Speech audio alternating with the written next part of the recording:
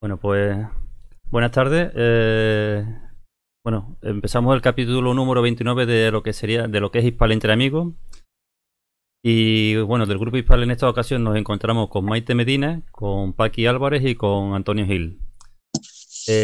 Hoy tenemos un invitado muy especial, otro de nuestros invitados muy especial, buen amigo de la casa, y en esta ocasión nos vamos a trasladar hasta el norte de España, concretamente hasta Santander, donde vamos a hablar con Mariano Fernández Urresti. Con Mariano vamos a tratar de hablar de algunos de sus libros. Son tantos los que tiene que es complicado hablar con Mariano de todo su trabajo. Y vamos a tratar fundamentalmente de conocerlo un poquito mejor. En principio, nada, saludarte, Mariano. Muy buenas tardes. ¿Cómo ¿Qué estamos? tal? Buenas tardes. Buenas tardes. Pues muy bien, aunque debo de corregirte. Ah, Desde Cantabria, no desde Santander. desde Cantabria, vale. Desde Cantabria. Santander es la capital de la región ¿Y y, tú bueno, vives la región es Cantabria. y tú Yo vivo vives en en Santillana del Mar. Santillana del Mar? Ya tengo yo ganas de conocerlo. No, pero te digo esto, verás, es un chascarrillo, pero Sí. no lo es tanto. Porque generalmente se suele confundir Cantabria con Santander y no es así. Santander es la capital. Y además, como hay cierta disputa, es como el Betis y el Sevilla. Hay cierta disputa entre las dos ciudades más importantes, Torrelavega y Santander, a propósito de cuál de las dos es más importante. Obviamente lo es Santander por capitalidad y por población, pero hay digamos, esa picadilla, y si tú dices que conectas con Santander, va a ser mal visto. Bueno, aquí Va te a ser habla con Cantabria. con Cantabria. Aquí te hablamos desde Sevilla, la ciudad del Betis, ¿eh? Para que conste. Que- Bueno, pues nada, en principio si los compañeros me lo permiten, bueno, pero como la idea es conocerte un poquito mejor, la primera pregunta que yo te lanzaría es cómo fue tu infancia, Mariano, porque te conocemos desde que escribes, que te vamos a tu charla, a los congresos que podemos ir a verte, nos levantamos a primera hora de la mañana y por lo menos para mí es lectura obligatoria picar el enlace tuyo de Facebook y leerte, pero tu infancia cómo fue, no sé, ¿eres niño de pelota, niño de jugar en la calle o Sí, cuéntamenos? sí. Yo, por una extraña casualidad del destino, nací en Santander, en El Sardinero. ¿Por qué? Porque mi padre, bueno, yo procedo de una familia humilde. Mi padre era tornero mecánico y era autónomo. Y porque las circunstancias de la mutua de seguro que él tenía obligaron, mi madre dio a luz en una clínica en Santander, y lo primero que vi, aunque no lo recuerdo, debió ser la Madalena y el Sardinero, mira tú. Ujú. Nací, como te digo, en una familia pues eso, humilde. Viví en un barrio, uno de los barrios obreros por antonomasia de Torrelavega, y mi infancia fue una infancia de niño de la calle, de niño de la calle, de niño de balón. Yo he jugado al fútbol desde pequeño. Después jugué en todas las categorías de la Real Sociedad Gimnástica de Torrelavega, desde infantiles hasta tercera división, que es como la segunda vez de entonces, de ahora quiero decir. Tuve la oportunidad de fichar por el Oviedo en su momento, cuando el Oviedo estaba en segunda división, pero a mí me traían más los libros que el fútbol, y finalmente lo dejé. Y desde entonces, bueno, pues nunca más volví a jugar al fútbol. Tuve una lesión de rodilla que me obligó a buscar una alternativa, y la encontré, que fue el ciclismo.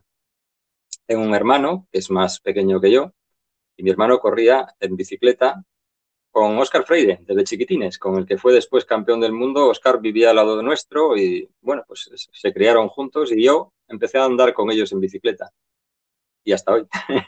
De manera que mi infancia fue una infancia feliz. Yo la recuerdo Es una infancia de cómics, de Mortadelo y Filemón, de Zipizape, del Capitán Trueno, de los cinco.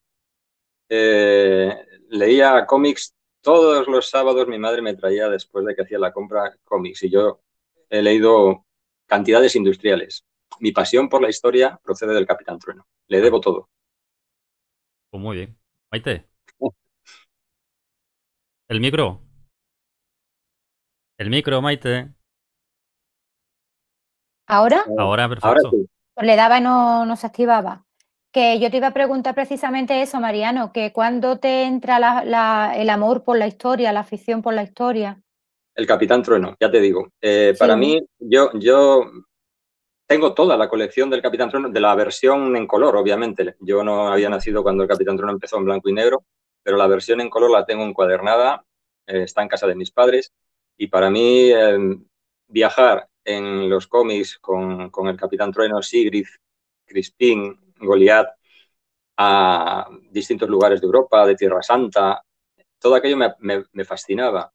Y desde entonces, bueno, pues mi pasión por la historia. Después, ya en el instituto, en lo que entonces era el BUP, en el primero de BUP, yo tuve un compañero de pupitre que era un chico de estos precoces, que leía cosas que los demás generalmente no leíamos. Y fue quien me habló de Eric von Däniken.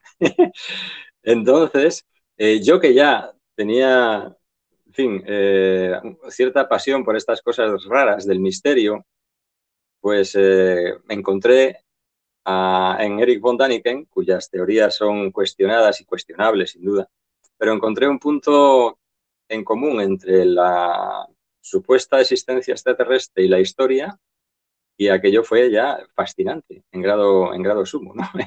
De manera que se fueron uniendo las dos, digamos, las dos pasiones, la historia y la ufología, que lo fue durante mucho tiempo, y eso se sabe menos, porque no he escrito ni una sola línea sobre el tema ovni, y sin embargo pertenecí durante, bueno, pues un montón de años, tantos como 25, a un grupo, éramos chavaletes de instituto cuando empezamos, y bueno, pues durante 25 años estuvimos haciendo conferencias sobre, inicialmente solo sobre ufología, después sobre todos los misterios. Por eso, pues por esas conferencias pasaron todos los investigadores de este mundo y nos conocemos, bueno, pues a Javier, a Iker, cuando Iker era Iker, a Loren, todos estos los conozco pues desde que eran chavales que estaban empezando la universidad. Después otros muchos más veteranos también pasaron por aquí. El doctor Fernando Jiménez del Oso, Juanjo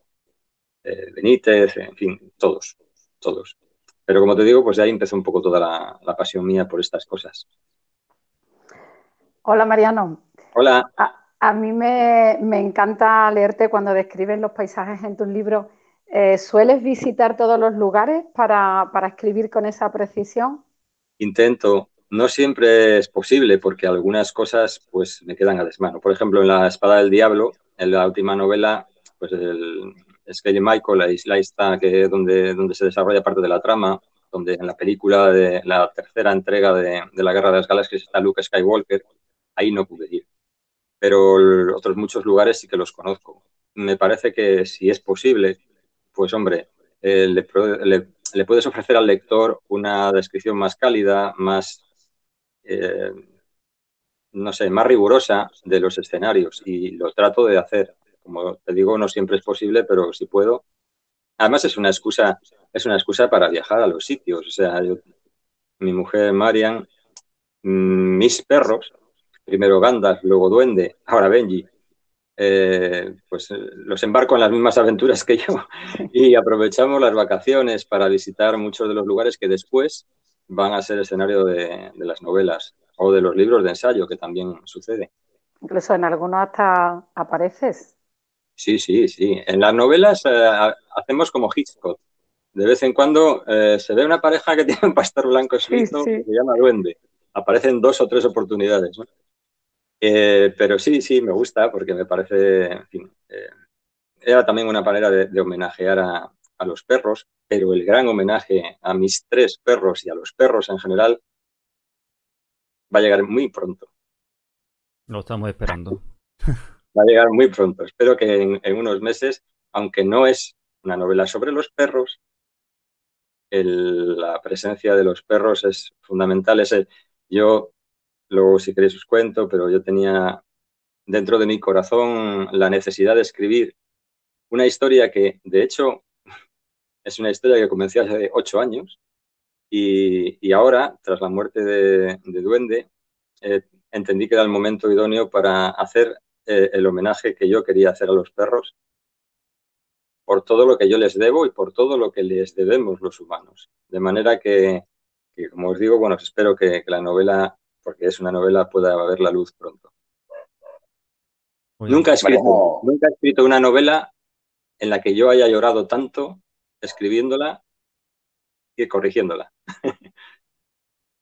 Mariano, buenas tardes. Hola, ¿qué tal? Oye, Mariano, ¿cómo fue la primera vez que publicaste un libro? ¿Cómo fue? ¿Qué sentiste? Bueno, verás, hay un libro que no es un libro, que es la recopilación de las conferencias que yo di en el ciclo de conferencias que os digo, que se prolongaron durante muchos años. Fue el primer libro, pero bueno, lo hizo una editorial aquí en Torrelavega. En fin, fue Marian, mi mujer, la que se empeñó en que lo hiciéramos. Y ese libro se lo llevó Loren. Loren es mi... Yo tengo dos grandes amigos en el mundo del misterio. Tengo muchos, afortunadamente. Creo que tengo unos cuantos. Pero tengo una gran relación con Lorenzo Fernández Bueno y con Luis Mariano Fernández. Son dos personas a las que, en fin, tengo mucha relación. Y con Loren mucha porque tiene aquí una casa en Cantabria y pasamos mucho tiempo juntos. Y Loren se llevó ese libro y se lo enseñó a un editor, al editor que tenía en edad él entonces, Sebastián Vázquez, que después pasaría a ser una persona clave en mi vida. Y entonces un día Sebastián me llamó y me dijo, al haber leído una de las conferencias que aparecían en ese libro que yo había dado sobre los templarios, si yo estaría en disposición de hacer un libro sobre los templarios.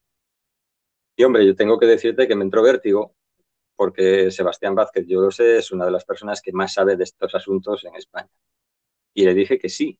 Escribí entonces la enciclopedia de los templarios. Escribí un libro gigantesco, impublicable, porque no sabía muy bien cómo enfocar el asunto y ante el temor de perder alguna parte o algún ángulo de esa historia, escribí todo lo que pude o supe.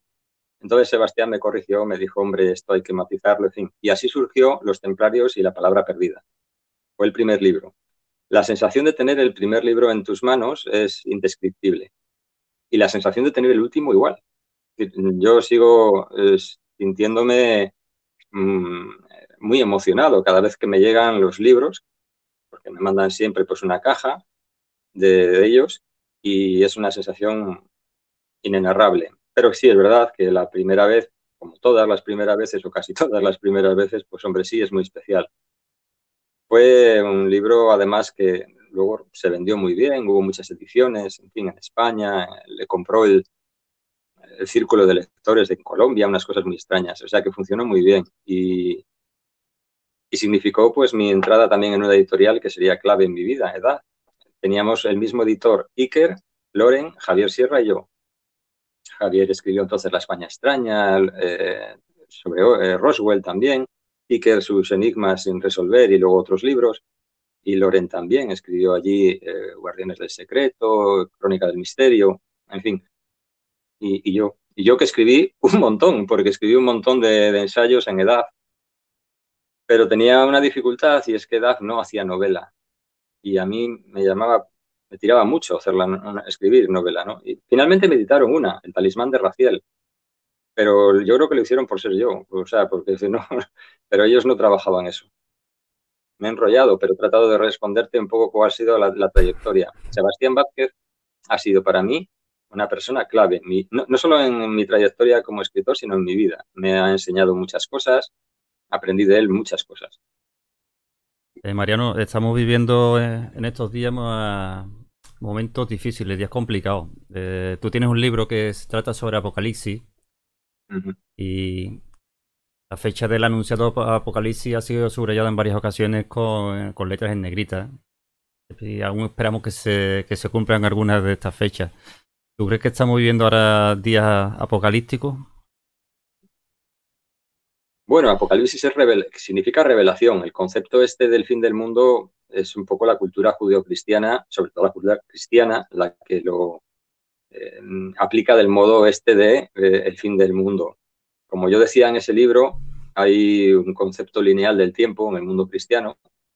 Hay una creación, es decir, un inicio, y una impecable línea recta que nos conduce hasta el final del mundo y al juicio final.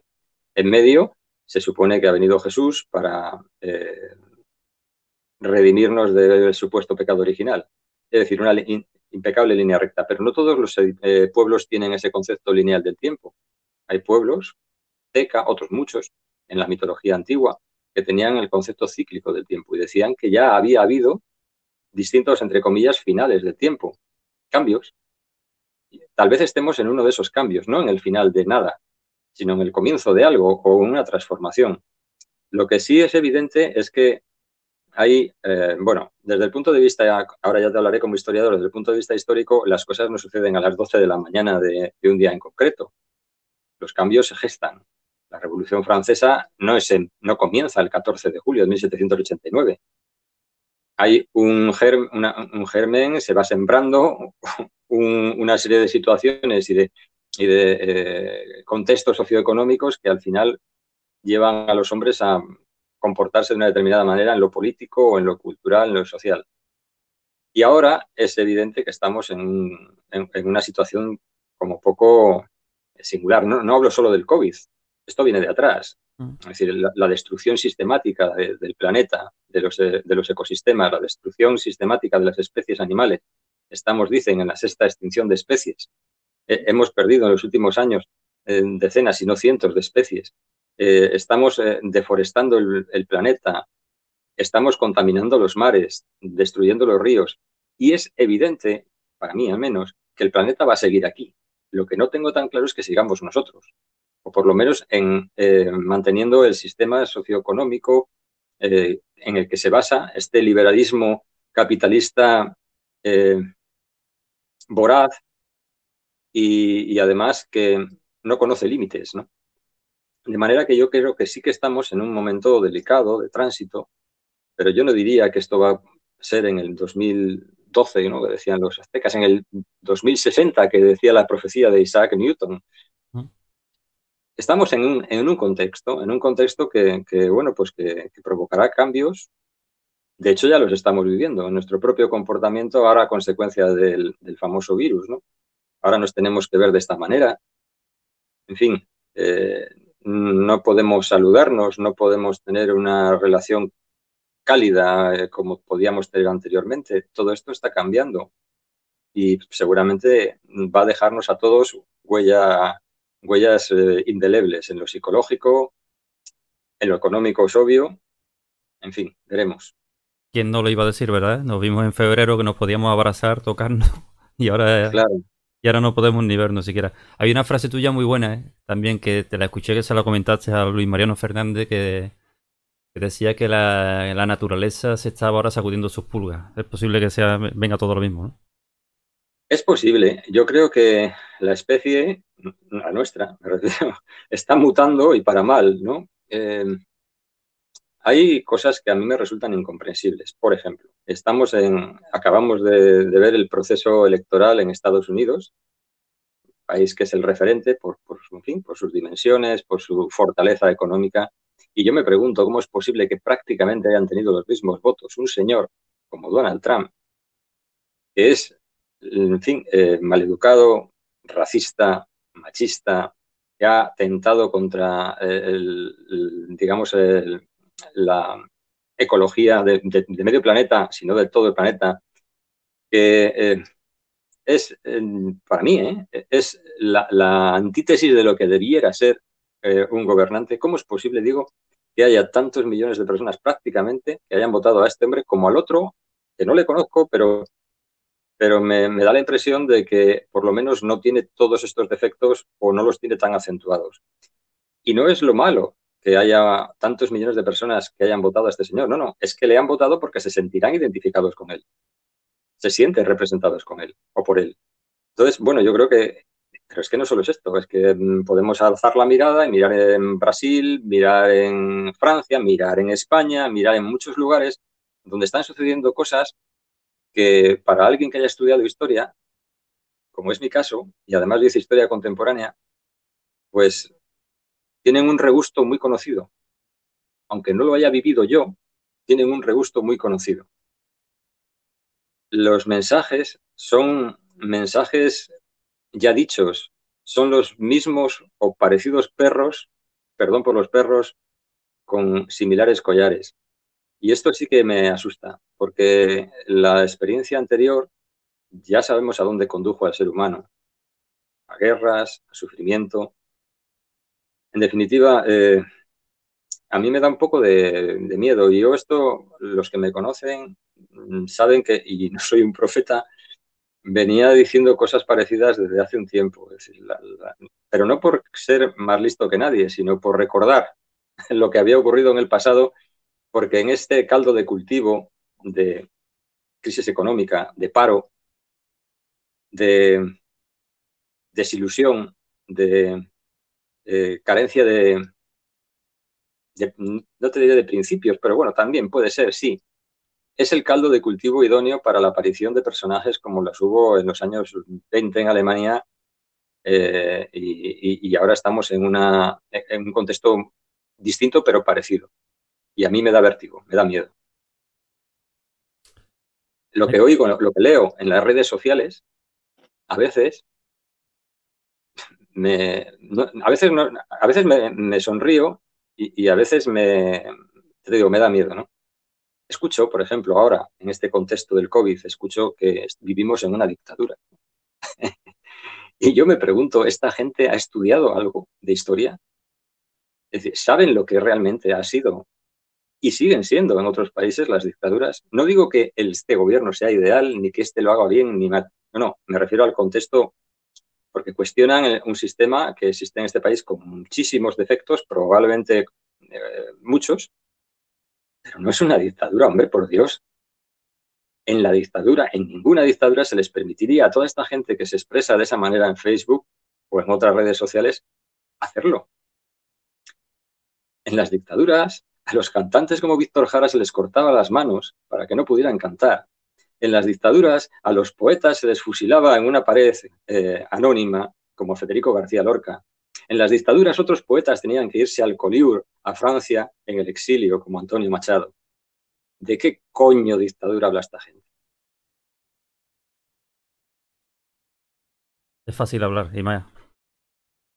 En fin. Maite. Sí, yo te voy a cambiar un poco el tema, porque es muy duro y si nos ponemos en él, es tremendo. Yo te voy a hablar un poquito de Jesús de Nazaret. ¿Qué te impulsa a escribir 2 libros sobre la figura de Jesús de Nazaret, que puede ser un tema complicado, controvertido, Sí. difícil? Bueno, uno, para escribir un libro estás mucho tiempo, de manera que uno no dedica 1, 2 o varios años de su vida a un tema si ese tema o el personaje central de ese tema no le fascina. Porque, vamos, yo no podría escribir un libro sobre Bolsonaro ni sobre Abascal en este país. Pero la figura de Jesús es fascinante. Lo es porque significa mucho para millones de personas, para una cultura en concreto, la nuestra. Y yo desde muy pequeño leí muchas cosas. Cuando llegué a Israel, con Marian y yo éramos novios en aquel primer viaje. Viajamos con los franciscanos de Santander.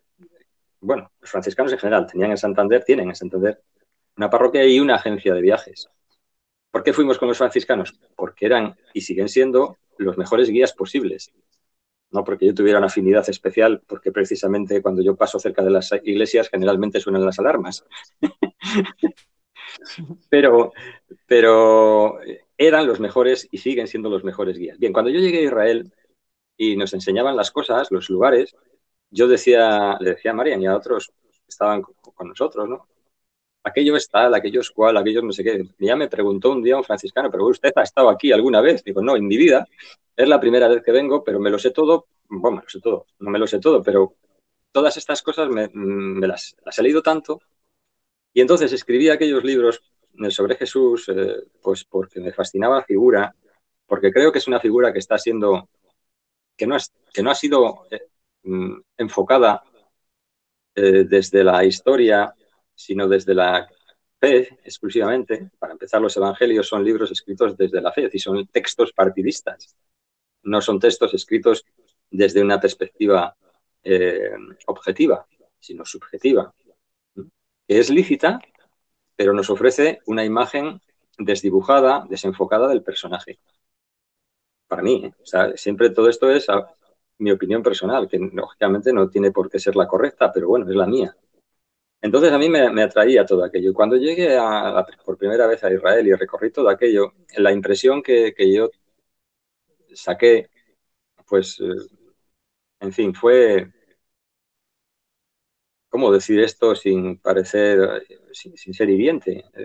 Volví a casa con la impresión de que aquello era probablemente el mayor negocio que se ha organizado en torno a alguien, ¿no? Porque aquello era una broma.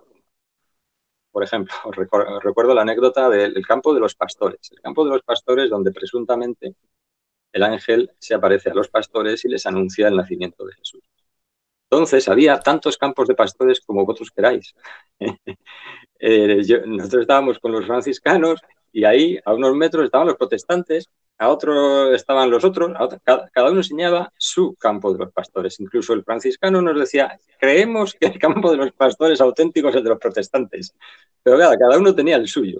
Aquello era una broma. Entrabas en el Santo Sepulcro, en la iglesia del Santo Sepulcro, donde cada uno tenía un trocito de iglesia.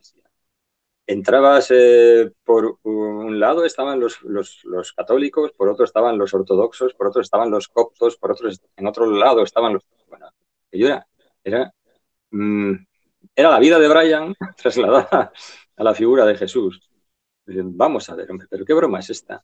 En la Basílica del Nacimiento, de la Natividad, en Belén, accedes a la gruta donde presuntamente nació Jesús y creo recordar que entrabas por el lado de los franciscanos. No, por el lado de los ortodoxos salías por el lado de los franciscanos. Dos escaleras distintas. Por no deciros que la figura de Jesús dentro de la gruta era un muñeco que parecía un muñeco de Famosa. O sea, aquello era verdaderamente bochornoso. Y yo, pues creo que la figura de Jesús, pues como te digo, o como os digo, ha sido, en mi opinión, pues desenfocada, no se ha visto con la perspectiva correcta. A mí me resulta muy clarividente Antonio Piñero, creo que es la persona que mejor conoce los evangelios y que los ha analizado desde un punto de vista objetivo, como historiador, desde la historia, desde la ciencia, no desde la fe. Yo coincido con él, bueno, ¿cómo no voy a coincidir con él si yo no sé nada al lado de él? Pero me parece que tiene razón. Jesús fue uno de tantos personajes, no sé si de tantos, de unos cuantos personajes que fueron agitadores sociales en aquella época, en un contexto también muy concreto, porque a Jesús siempre a ver cómo os digo esto, parece que Jesús pasase por delante de nosotros sin un telón de fondo. Y como personaje histórico, porque yo sí creo que fue un personaje histórico, como personaje histórico hay que ponerle un telón de fondo detrás, si no, no tiene ningún sentido, no se comprende nada. Y ese telón de fondo es un telón de fondo muy concreto, con una situación sociopolítica muy concreta, con la ocupación romana de Palestina en aquel momento, con una serie de ideas muy antiguas a propósito de un libertador político, no religioso, político, que venían de muy atrás, porque aquella es una tierra que ha sufrido innumerables ocupaciones. Los griegos, con Alejandro, los persas, los romanos, y aquella gente ansiaba una libertad política. Bien, pues sin ese telón de fondo, la figura de Jesús se difumina, se desenfoca. Y dice Antonio Piñero que hay que entender a Jesús como uno de aquellos agitadores que tuvo importancia relativa para el mundo clásico, para el mundo romano, ninguna importancia. De hecho, apenas hay referencias históricas, un puñado de ellas.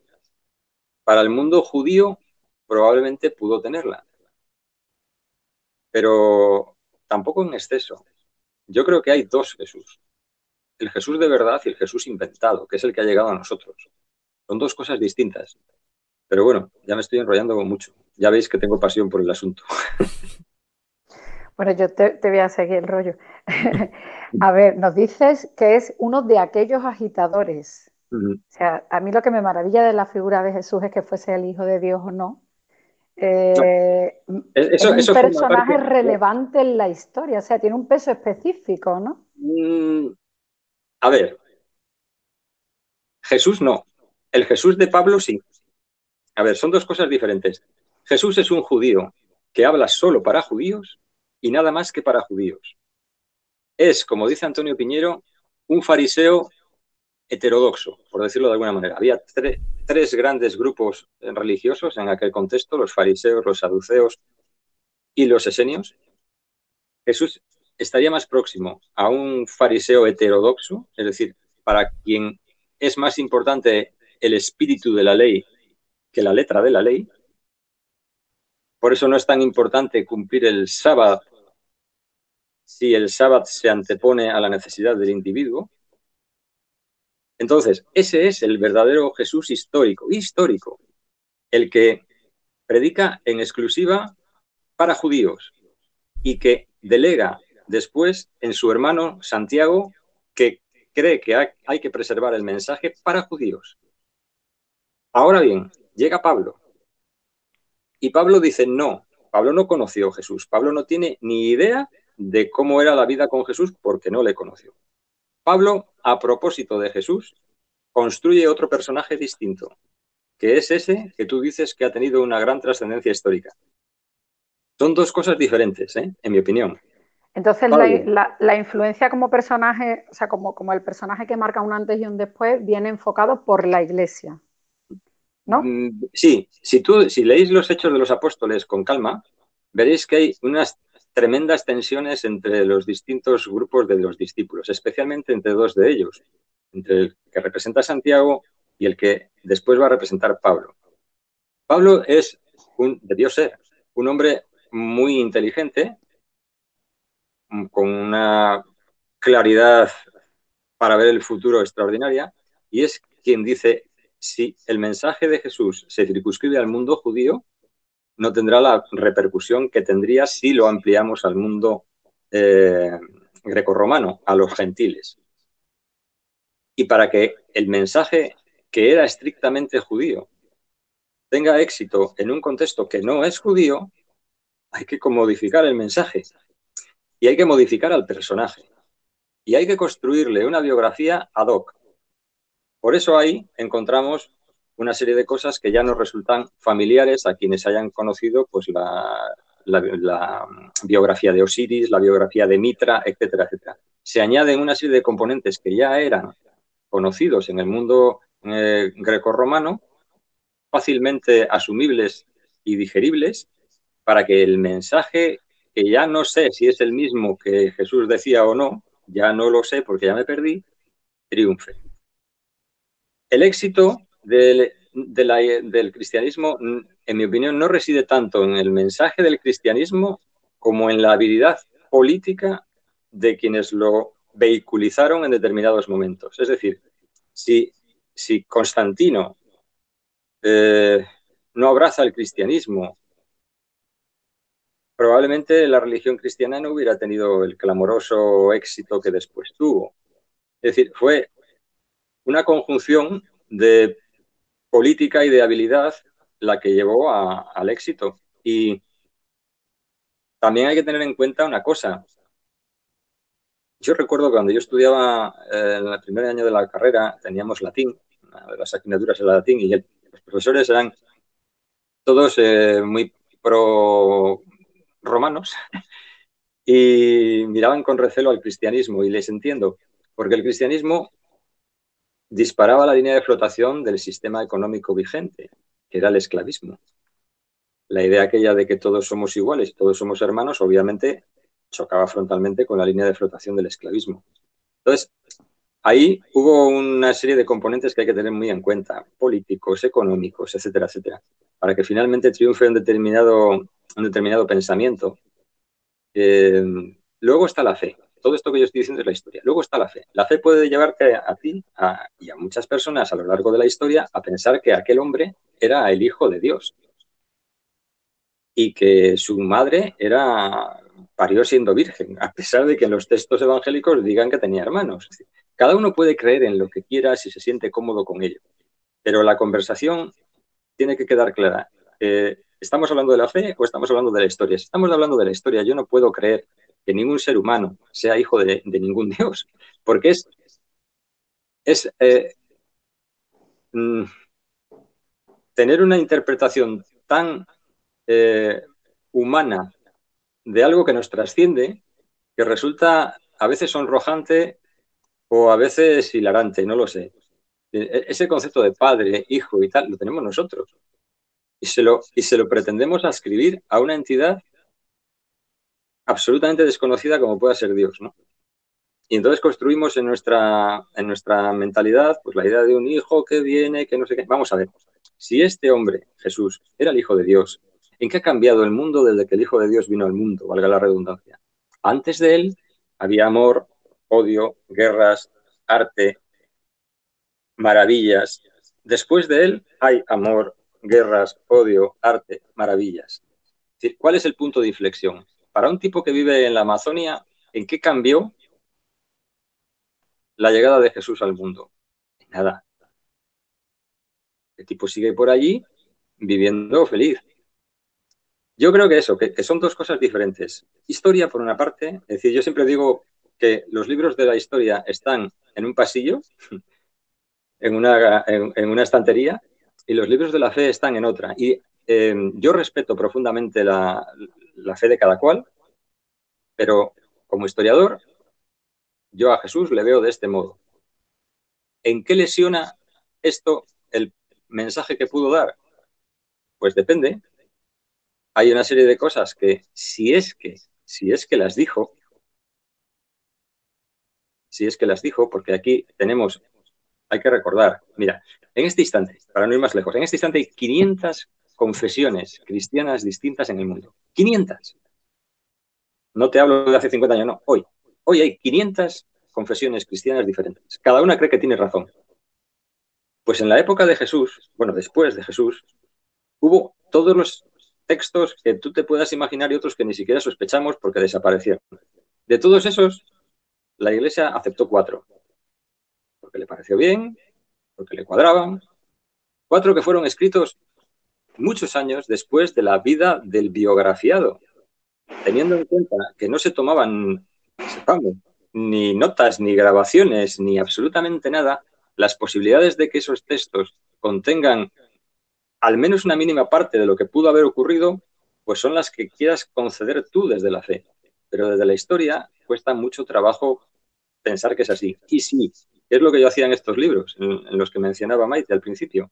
Si cotejas los 4 textos para ver qué puedes sacar en claro a propósito de la biografía de este hombre, pues ves que los biografiadores son pésimos y que hay contradicciones notables entre ellos. Y es una lástima, porque el personaje, como personaje histórico, pues sigue siendo fascinante. Es una lástima que lo que nos ha llegado sea tan poco, tan discutible, y además que otras fuentes hayan sido cuestionadas de un modo tan vehemente, ¿no? Y quien tenía una propuesta diferente a propósito de ese hombre, pues no solo haya quedado en la cuneta de la historia, sino que además ha sido degollado previamente. Porque la ortodoxia no siempre tiene la verdad, es solo más fuerte. No. Mariano, muchas veces la Iglesia lo que ha estado utilizando siempre es el nombre de Jesús. A lo mismo para el bien que lo mismo para el mal, porque con Inquisición y con todo, si no crees en mí, estás muerto. Si no crees en la visión que yo tengo de Jesús, es que esa es la broma. La broma de esto si no crees en mí, en la Iglesia. No se trata de que uno crea o no crea en Jesús. No, es en el Jesús que yo defiendo. He fabricado. Es que por eso he dicho que a lo largo de la historia ha habido muchos cristianismos derrotados. Los cátaros, los gnósticos, los otros, los de la moto. Sí, hay una barbaridad de cristianismos derrotados, enterrados en la cuneta de la historia, sin lápida, a donde poder llevar flores. Y solo ha prevalecido una interpretación de cómo pudo ser y qué pudo decir este hombre. Y esto es tristísimo, porque si después superpones la teoría a la práctica, es decir, a cómo vive la Iglesia, el supuesto mensaje de Jesús, dices, esto es una broma de muy mal gusto.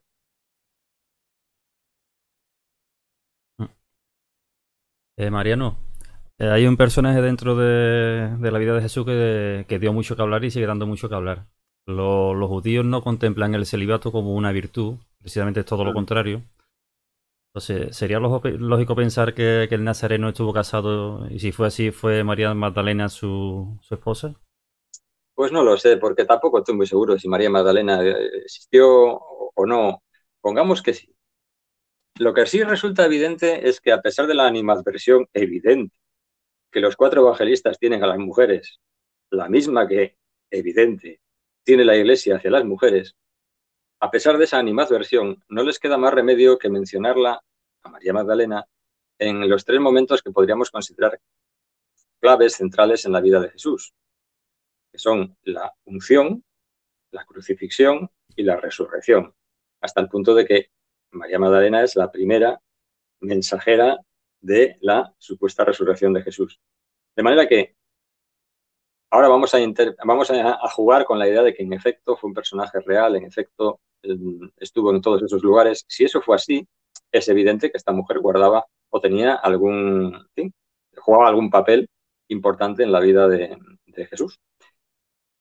Que tuvo o no tuvo una relación, yo no lo puedo saber. Eso ya forma parte de la especulación. Lo mismo que, bueno, pues todas las leyendas que todos conocéis a propósito de su supuesto embarazo, la llegada a la Provenza francesa, la posibilidad de que tuviera un hijo, y ya no os diré esta delirante historia que después ha tenido tanto éxito a propósito de que la descendencia de Jesús se emparentó en un momento indeterminado de la historia con la dinastía merovingia, etcétera, hasta llegar a nuestros días a través de la historia que proponen Rennes Le Chateau y que después popularizó Dan Brown. Bien, yo ahí no entraría, pero es evidente que María Magdalena, en los evangelios, siempre ciñéndonos a los 4 evangelios y tomando esos 4 textos como una posible relación de sucesos que ocurrieron, pues jugó un papel importante.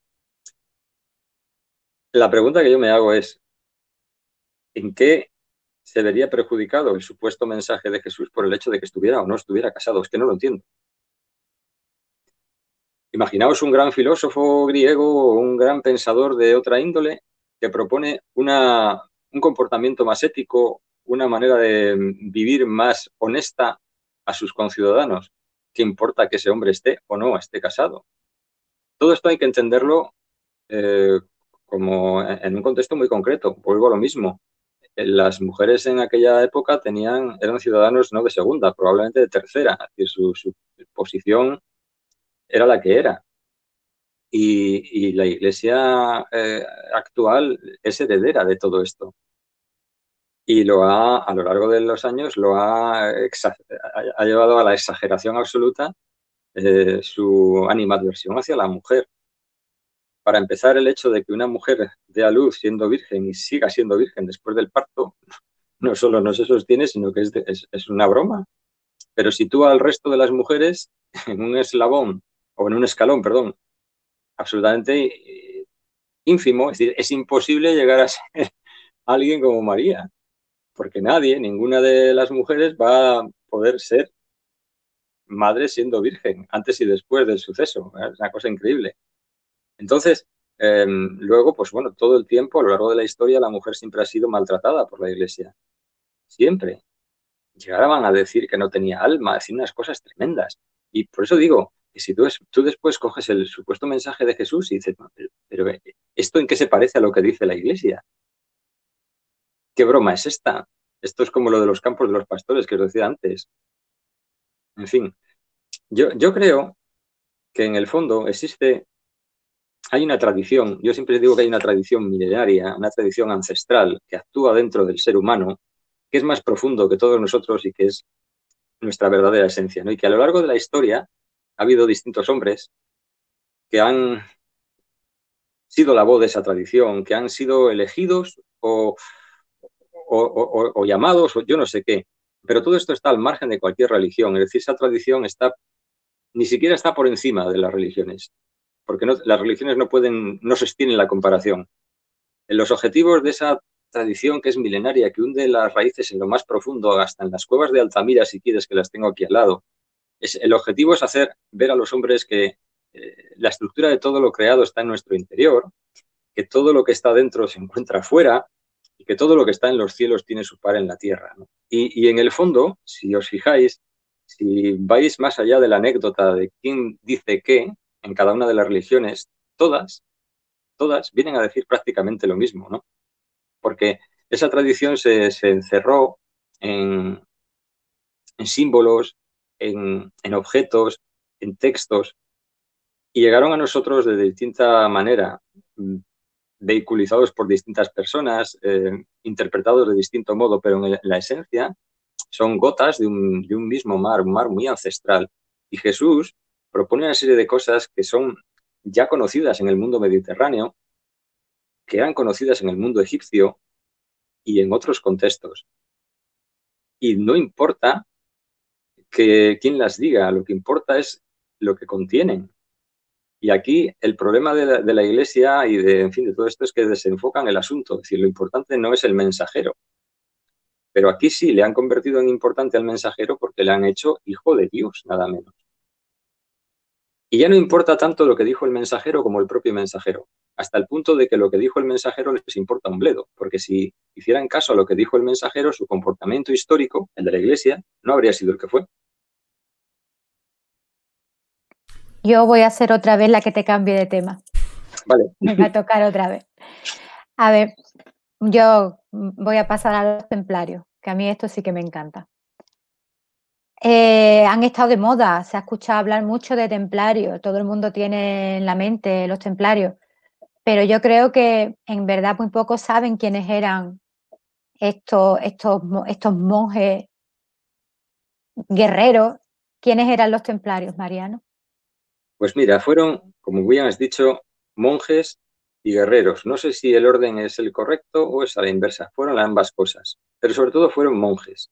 Y esto es importante porque, como bien dices, se han puesto de moda y siguen estando de moda los templarios. Pero los templarios eran esencialmente monjes. Para empezar, y antes que nada, eran monjes.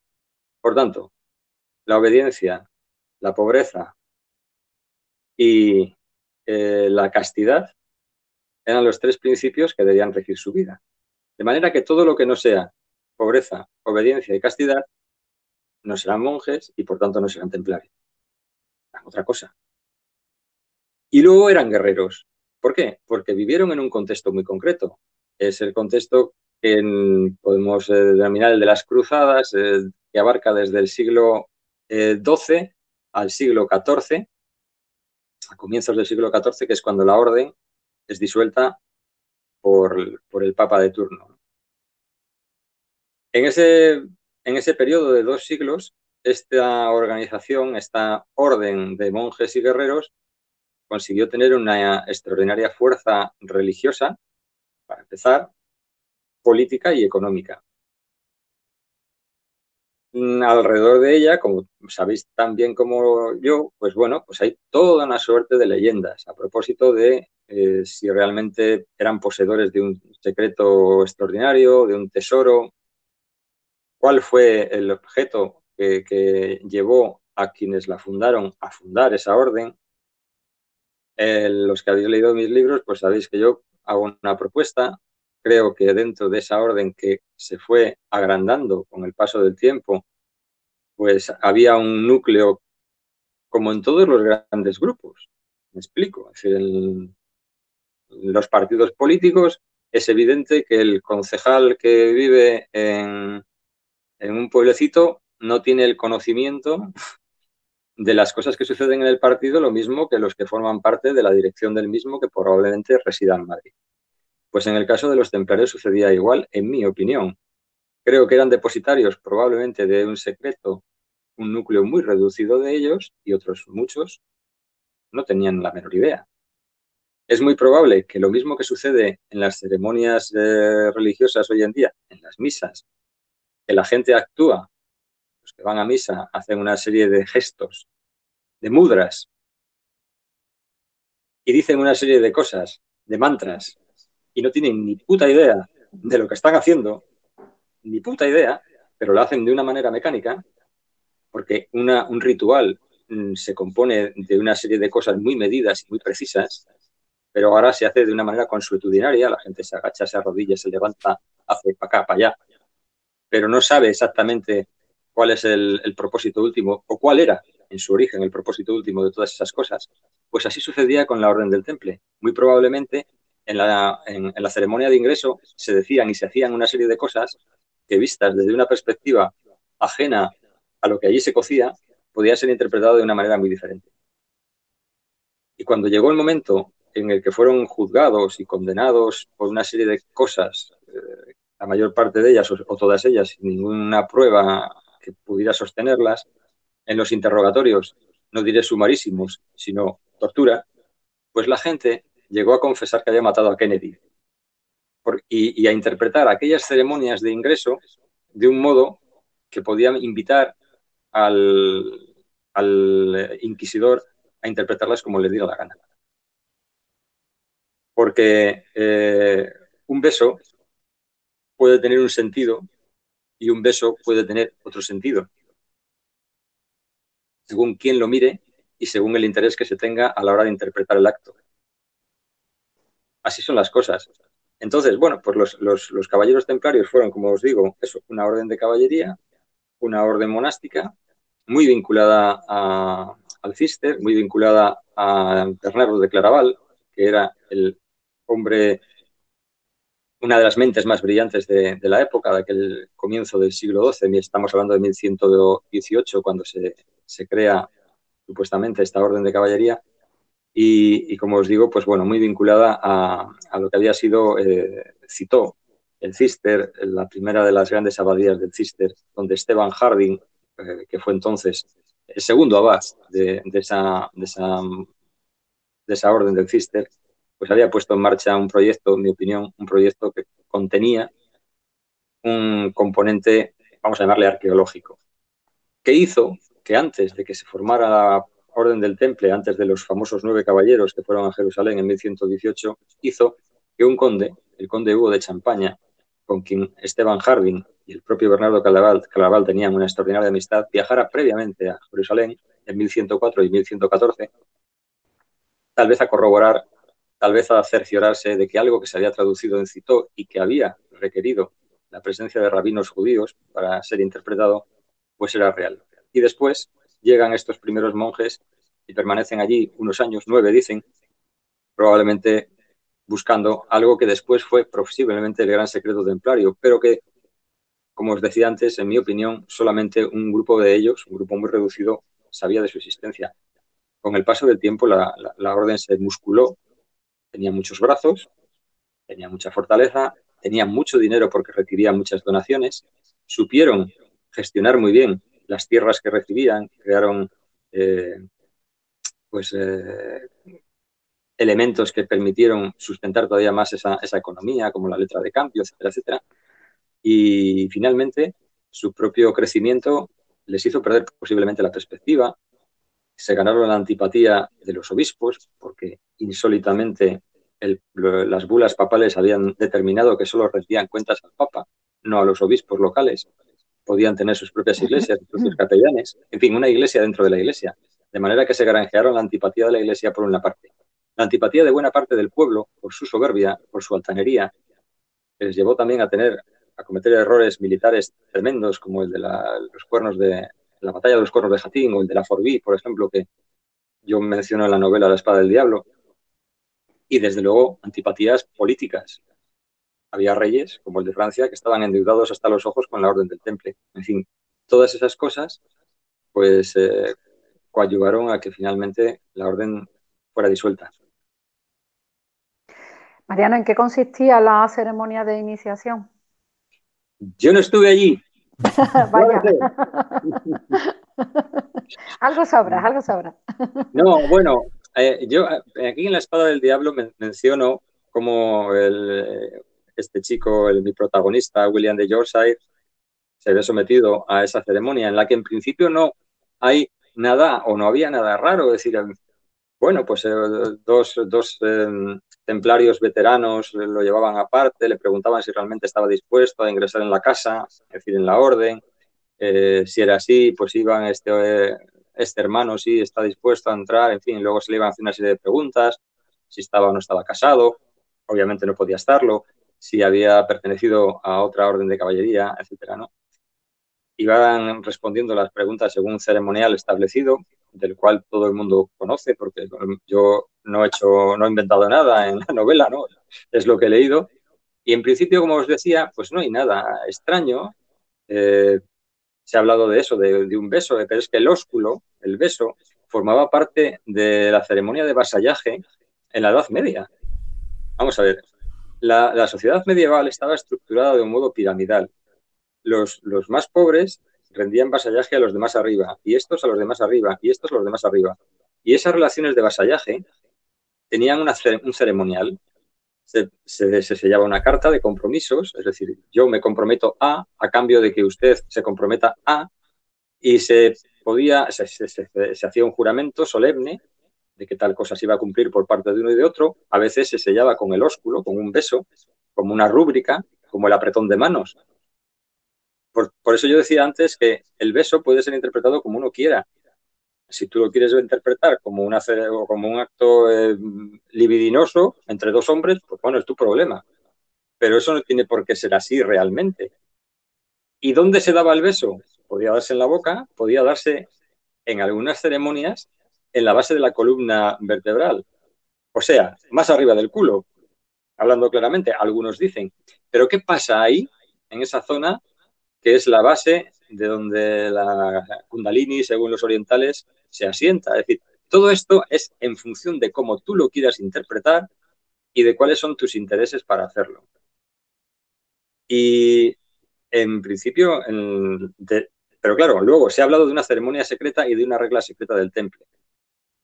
Y claro, si existió esa regla secreta, pues yo no la conozco, pero presumo que pudo haberla precisamente entre ese círculo que he mencionado antes, que era un círculo más íntimo, que podía tener un conocimiento específico o especial, o ser depositario de un secreto.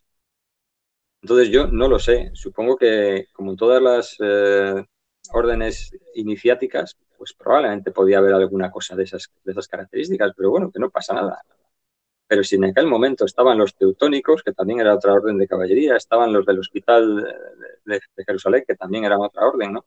El problema es, ¿qué pasaba con los templarios, que eran los únicos a los cuales el Papa les concedió las bulas que he mencionado antes, por las cuales tenían tanto poder, y en cambio no lo tuvieron las otras órdenes? Pues hombre, aquí algo pasaba, pero yo no creo que en la ceremonia, ya te digo,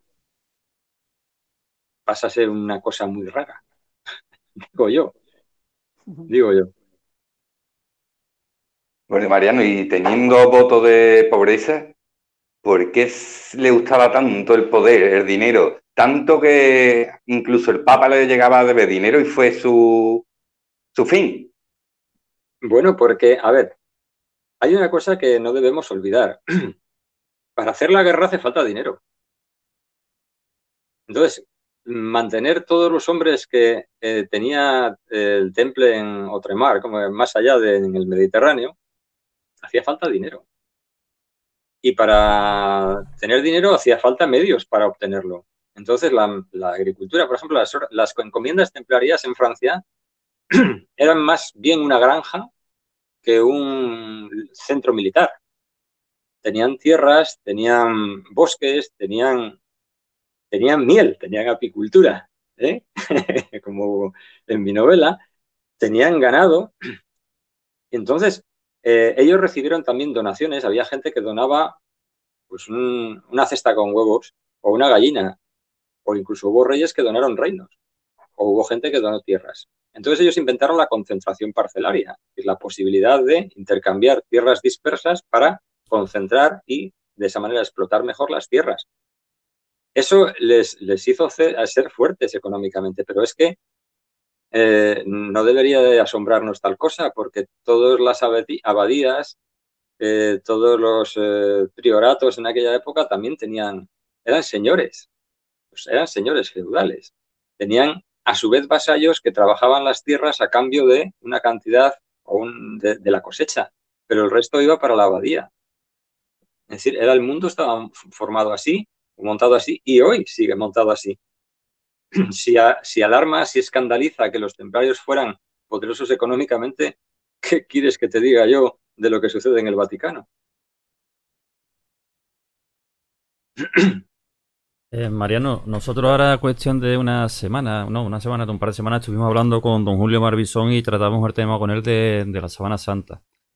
Uno de los misterios quizás más grandes que rodean también a los templarios es el famoso Baphomet, que podría haber sido la cabeza de San Juan, alguna cabeza cortada. Por aquel entonces se cortaba muchas, entre otras está la de, por ejemplo, Santiago o Prisciliano, que luego hablaremos un poquito también de ello. ¿Tú piensas que la sínode pudo haber sido en algún momento ese Baphomet? ¿O al estar en poder de los templarios pudo ser? No lo sé. Tampoco tengo... Vamos a ver, hay una leyenda en la que yo me apoyo para una parte de la novela de la Espada del Diablo, que propone que dos caballeros templarios, o unos caballeros templarios, llegaron ante el emperador de Constantinopla, que en aquel momento estaba muy apurado económicamente y había vendido ya buena parte de las reliquias que se custodiaban allí, y que se habían hecho los caballeros templarios, con la sábana santa. Esa es una leyenda que existe. La sábana santa, no tenemos ni idea de la sábana santa hasta que emerge súbitamente en el siglo XIV, me parece que es, cuando aparece en Francia, ¿no? Hasta entonces, bueno, pues no sabemos muy bien. Se ha dicho que pudo haber, como digo, esta leyenda, haber estado en manos de los templarios, pero si los templarios tenían o rendían o adoraban a una cabeza en concreto, y que esa cabeza fuese la imagen de la síndone, la cabeza de la síndone, que aparece en la síndone, pues no tengo ni idea, no lo sé. Yo, en cambio, sí que me decanto más por algo que has deslizado, y es la idea muy anterior y muy precristiana de esto de las cabezas cortadas, desde Osiris, cuyo cuerpo fue fragmentado por su hermano Set, y la cabeza está, teóricamente, depositada en Abidos, en el templo de Abidos, que era uno de los lugares de culto por antonomasia en Egipto. Las cabezas de otros, como has mencionado, Prisciliano, Santiago, tanta gente que perdió la cabeza, ¿no? Porque a lo mejor lo que se trataba era de perder la cabeza, en el sentido de que para trascender no es que hay que perder la cabeza físicamente, pero sí ir más allá de lo que la mente te permite. Puede ser un símbolo, no lo sé, pero es sorprendente que a lo largo de, digamos, esta línea de iniciación haya tanta cabeza cortada por el camino, ¿no? No lo sé. La historia de la Sábana Santa yo no la conozco, la he leído, claro. A todos los que nos apasionan estas cosas lo hemos leído, pero no he leído lo suficiente como para tener una opinión que pueda defender en un sentido o en otro. En el libro, en la novela, ya sabéis que yo juego con la Sábana Santa porque me parecía que me podía dar, valga la redundancia, mucho juego. Pero coqueteo con esas ideas porque eran, desde el punto de vista de una novela, eh, venían muy bien. Podían permitirme una serie de posibilidades que yo traté de explorar, pero no me decanto por nada. He hablado, que es lo que yo en algún momento pues coqueteo con esa posibilidad de una fotografía medieval, etcétera, ¿no? Pero ya veis que yo al final hablo de que hay dos lienzos, y al final no se sabe cuál de los dos lienzos es el que llega a nosotros.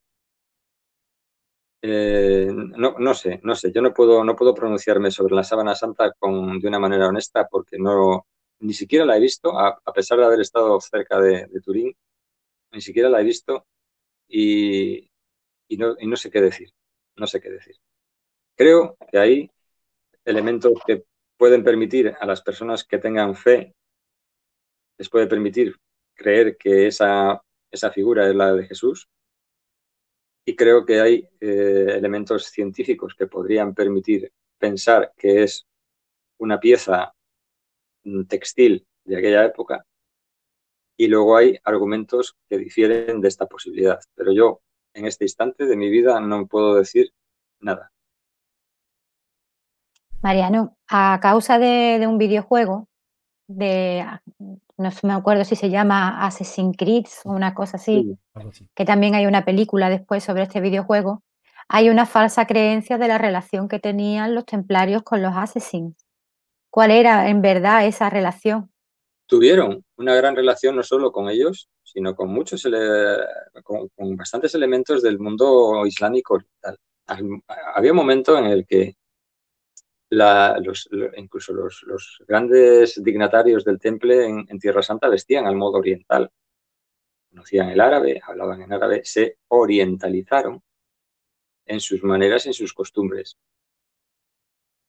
Pero es que la idea que se tiene de los asesinos, los assassins, es otra vez errónea, porque se interpreta solamente o se les ve solamente esa parte que sí, evidentemente la hubo, de asesinos, en fin, de gente que cometía atentados políticos muy audaces en muchas oportunidades, pero se olvida que esta gente formaba parte de una línea de interpretación del Corán muy concreta, la línea más esotérica del Corán, la que interpreta que en el Corán, como en la Biblia o en la Torá, existe un mensaje oculto.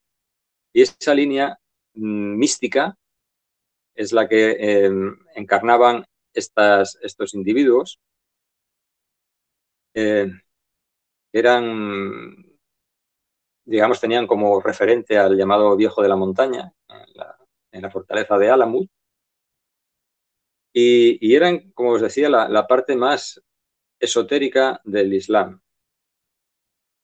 Y como yo dije al principio, o hace un rato, a propósito de una tradición que estaba por encima de las religiones, que las religiones son un pálido recuerdo, una pálida imagen de esa tradición, es muy sencillo que aquellos que, como los templarios, pudieran tener un conocimiento o una interpretación diferente del cristianismo, diferente a la de la ortodoxia, pudieran encontrar puntos en común con una interpretación esotérica del Islam. Porque es muy sencillo. Porque en el fondo, el gnosticismo que subyace o que está presente en todas las religiones tiene un punto de contacto, un punto de encuentro. Y hay, es fácilmente entendible que, digamos, los heterodoxos del cristianismo se encontraran cómodos hablando con los heterodoxos del Islam, porque hay muchos puntos de encuentro. A eso hay que añadir intereses políticos. Hay momentos en los que el Islam combate, parte del Islam combate codo con los cristianos contra otras partes del Islam. Por ejemplo, insisto, en la espada del diablo, en la batalla de la Forbí, los emires de Damasco luchan junto a los cristianos contra el sultán de Egipto. Es que a veces en este reduccionismo tan pueril que hace la gente de los cristianos contra los árabes, no tienen ni idea. Estamos hablando de procesos que duraron cientos de años, pasaron muchas cosas. Y hay momentos en los que hay aliados de uno y de otro bando que se juntan contra otros por intereses. Entonces, en el caso de los asesinos, del Viejo de la Montaña, hay momentos en los que, además de haber esas afinidades religiosas, filosóficas, hay intereses comunes desde el punto de vista político. Y también hubo momentos en los que esas tensiones se trasladaron a ambos bandos, templarios contra asesinos. Pero, como os digo, es fácilmente entendible que alguien que tenga una interpretación esotérica de una religión pueda tener una conversación amigable con otro que también tenga una interpretación esotérica o heterodoxa de otra religión. ¿Por qué? Porque todas proceden de esa misma tradición. No las religiones, la esencia de ellas. Las religiones son otra cosa, las religiones son humanas. La esencia de las religiones está por encima. Mariano, ¿quiénes eran los cátaros? Pues los cátaros fueron unos cristianos que fueron considerados heterodoxos o herejes a ojos de la ortodoxia y tuvieron muy mala suerte. Si hubieran vivido en Cádiz, pues a lo mejor seguirían por allí, pero tuvieron la mala fortuna de vivir en un contexto geográfico que resultó fatal para ellos. Vivieron en el sur de Francia, frontera con los Pirineos, en Occitania, por eso también se llama aquello la lengua, Languedoc, porque tenían una lengua propia, la lengua de Oc. ¿Y por qué digo que el vivir allí les perjudicó? Pues porque aquel era un territorio muy goloso para los reyes de Francia, el rey de Francia, perdón, y los señores del norte. Eran unas tierras muy ricas, muy apetecibles, que también ansiaba el rey de Aragón. Todo el mundo quería el Languedoc. Que hubiera allí unos herejes a ojos de la iglesia fue la excusa perfecta para caer sobre aquel territorio, asolar la región desde un punto de vista demográfico en cuanto a los cátaros se refiere y hacerse con las tierras aquellas. Como digo, si los cátaros hubieran vivido en otro lugar, pues probablemente, bueno, con el paso del tiempo, no lo sé, también se hubieran visto atacados, pero no con aquella hazaña. Los cátaros tenían, en el fondo eran, a ver, como con esto pasa como con los templarios, hay también toda una mitología excesiva, en mi opinión. Eran unos estrictos cumplidores de lo que ellos creían que era la ortodoxia cristiana original. Es decir, eran, bueno, hay que matizar, no toda la población era cátara, lo eran en cuanto a credo, pero no todos eran cátaros. Los verdaderos cátaros eran aquellos que habían recibido el único sacramento que consideraban válido, que era el consolamentum, ¿vale? Y esos eran los puros. Entonces, no todos lo eran seguidores de una interpretación del cristianismo.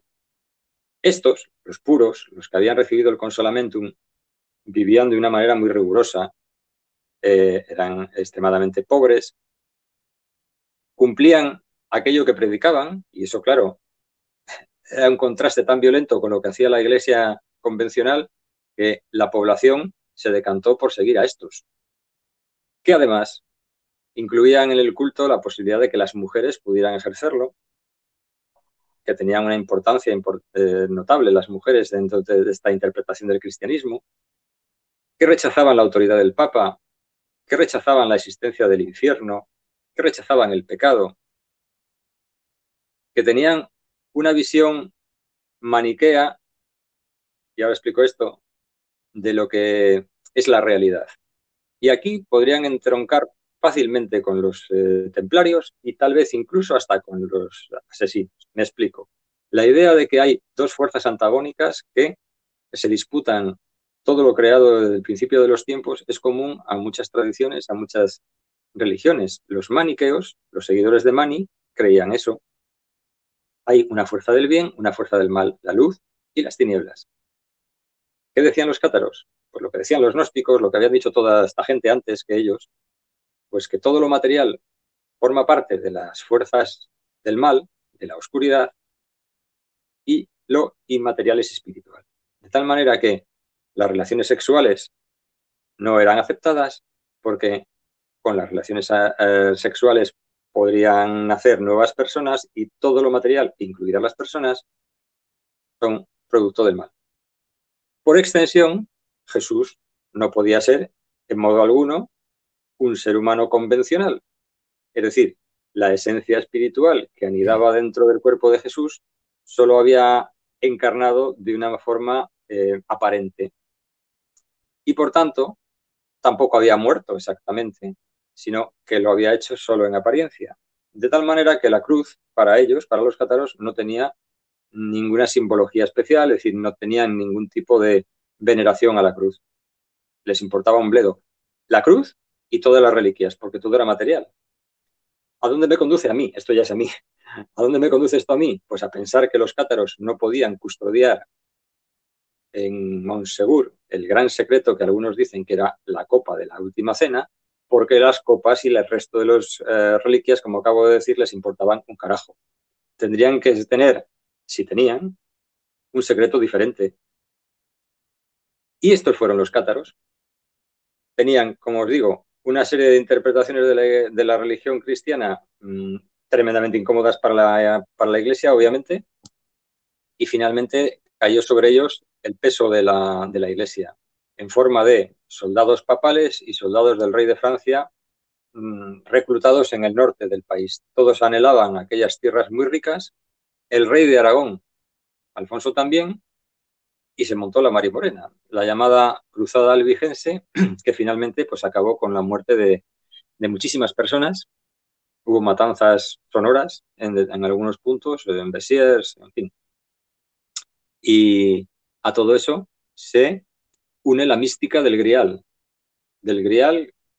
que, como digo, pues algunos insisten en la copa de marras y yo tengo otra interpretación del asunto, que converge en una familia concreta, la familia Trencabel, en la que Roger Trencabel, que era un joven conde de Carcassonne, pues fue probablemente envenenado, fue asesinado, y a él se le ha querido ver como el Parsifal de las leyendas medievales, ¿no? Mariano, me gustaría preguntarte sobre algo que tenéis al lado. Yo no podía hacer y estoy deseando. Has escrito sobre ello. ¿Qué tiene de mágico el Camino de Santiago? ¡Guau! Todo. Pues mira, desde el Egipto ha habido rutas de iniciación.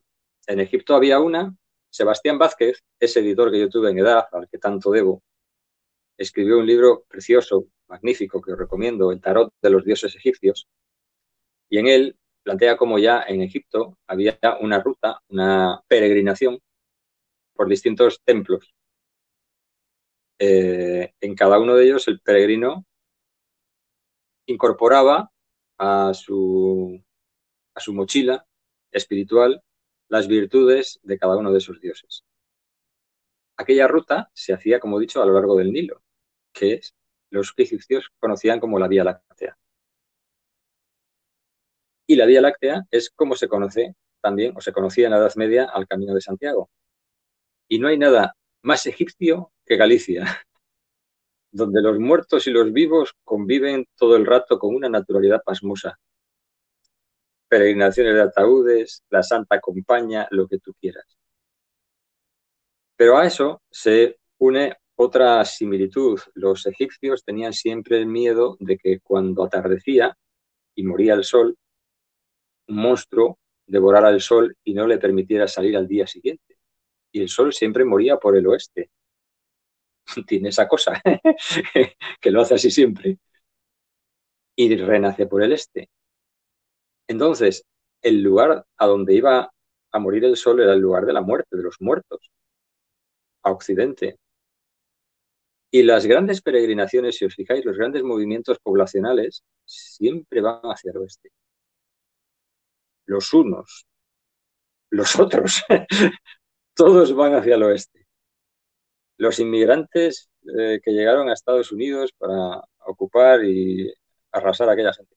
Las grandes migraciones, ¿qué? En el caso del Camino de Santiago, ese impulso animal de caminar hacia el oeste está presente.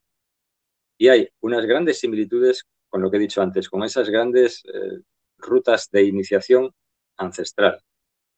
De igual manera que en Egipto se detenían los peregrinos en distintos templos, aquí, en el Camino de Santiago, que no era de Santiago, Cristo que lo fundó, es muy precristiano, es muy anterior, pues se iban deteniendo en determinados hitos donde esa tradición que yo he mencionado antes había quedado impresa, salvaguardada, oculta, y en ese tránsito el tipo o tipa se iba transformando si lo hacía de un modo consciente. Obviamente, resulta muy difícil creer que si uno camina durante 700 kilómetros en dirección al oeste, se va a detener a 50, 70 kilómetros del mar. Por sentido común, parece evidente que iría hasta el mar. Y hasta el mar iban los peregrinos. ¿A qué? A ver morir aquel sol que los egipcios temían que no volviera a emerger al día siguiente por el este.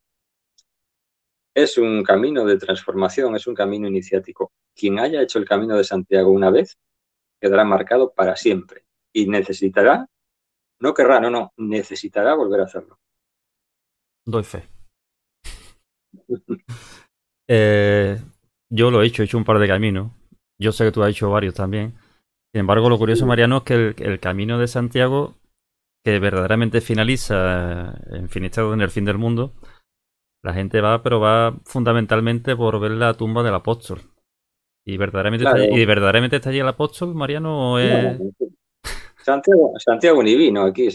A ver, hay una leyenda a propósito de todo esto, que como bien sabéis, pues si Santiago predicó en Galicia, se le apareció la Virgen en Musía, porque no tenía éxito en su prédica. Después ya se volvió y en el tránsito se apareció la Virgen sobre una piedra, es decir, sobre un pilar en César Augusta, o sea, la Virgen del Pilar. Volvió a Tierra Santa, allí le cortaron la cabeza en el año 44 aproximadamente, Herodes lo hizo. Su cuerpo con la cabeza aparte fue puesto en una barca de piedra por dos de sus discípulos. De una manera milagrosa los ángeles soplan y la barca de piedra, fíjate tú, viene a parar a Padrón.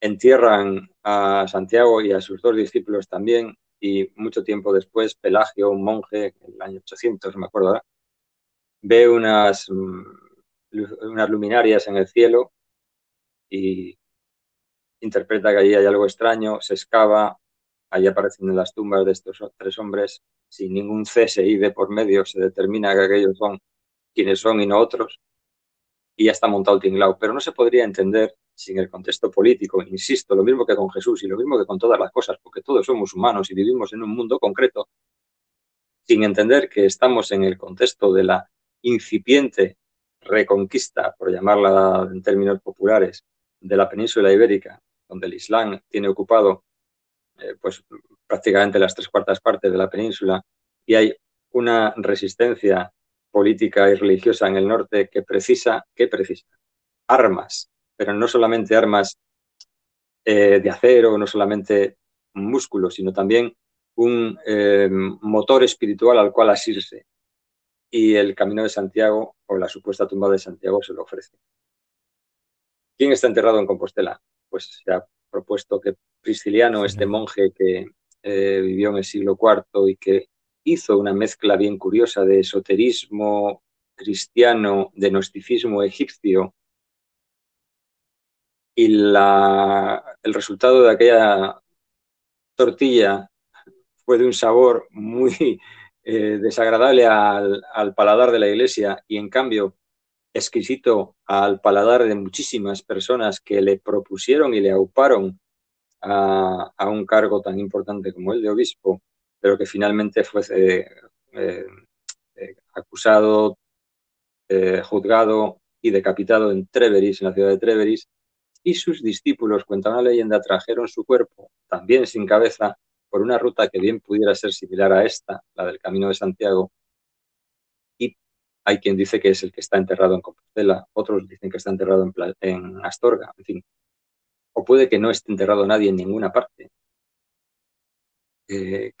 Bueno, gente sí que hay enterrada, porque en el siglo, no me acuerdo, en el siglo XIX, no, a final del siglo XIX se exhumaron unos restos detrás del altar de la catedral, pero bueno, en verdad, que fueran aquellos. No importa tanto el muerto como la muerte. Y de lo que se trata es de superarla, de superar la muerte que está en Santiago y llegar hasta el mar para ver morir, pero también aguardar el renacimiento del nuevo sol a tus espaldas al día siguiente. Yo creo que el Camino de Santiago es uno de los grandes misterios, de las rutas espirituales más poderosas, y la tenemos en nuestro país, ¿no? Bueno, el final, porque la gente venía desde distintos lugares de Europa, pero convergían básicamente en dos puntos, en Roncesvalles y en Jaca. Ambos caminos, el aragonés y el navarro, convergían a su vez en Puente la Reina, en Navarra, y de ahí ya era una unidad Y era uno de los grandes caminos, no el único, pero sin duda el camino este que estoy mencionando, el francés, era el más importante. Luego está el camino de la costa, que pasan por aquí delante de mi casa. Por aquí pasan los peregrinos, pero por aquí delante. O sea, tienes una flecha en la puerta, pasaban. ¿no? Tienes una flecha en la puerta, ¿no? Sí, cuando pasaban, porque con esto del COVID, pues no pasan. Y es muy triste, porque alegra mucho la vista el camino y los peregrinos, ¿no? Maite, abre el micro. Ahora. Sí, ya dame tiempo. Mariano, yo como lectora incondicional vuelvo a tu próximo libro porque me has dejado un poquito así con la miel en los labios. ¿Para cuándo? ¿Cómo? Háblame un poquito más de él. Pues es que yo soy un poco andaluz en esto. Y ya sabes, a veces hablas de las cosas y luego no resultan. Espero que sí resulten. Pues es una novela que comencé hace 8 años, que se dice pronto. Y sería, si lo es, el libro número 28.